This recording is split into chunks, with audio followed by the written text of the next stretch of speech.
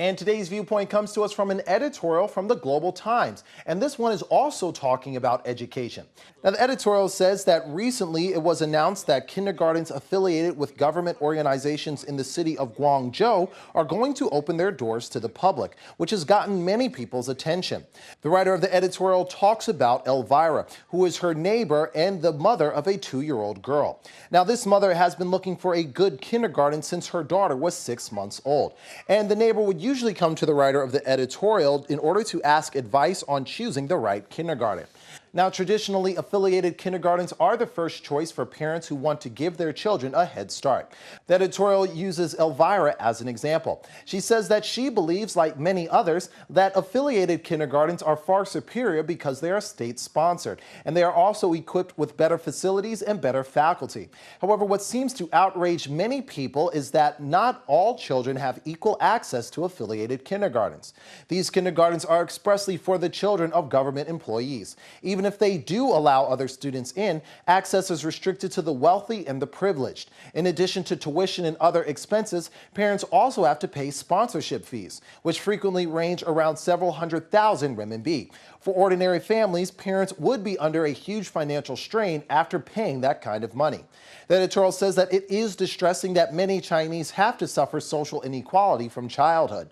Those kindergartens rely on public funds, but they only benefit a small but specific group, the officials. This phenomenon can only serve to build tension between the public and officials.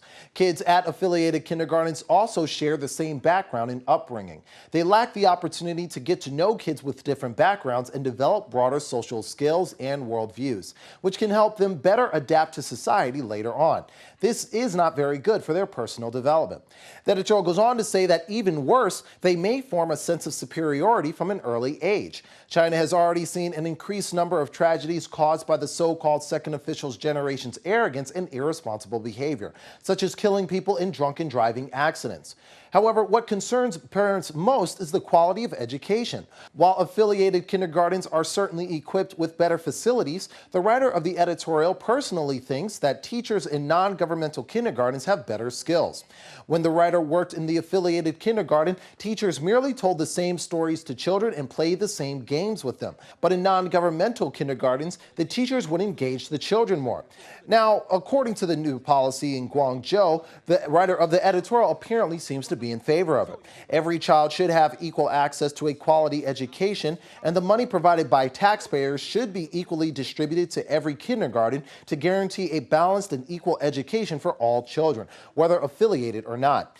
The editorial finishes off by saying that this new policy has brought attention to a new social priority, equality in education. Although we still have a long way to go, we have made an important step in that direction.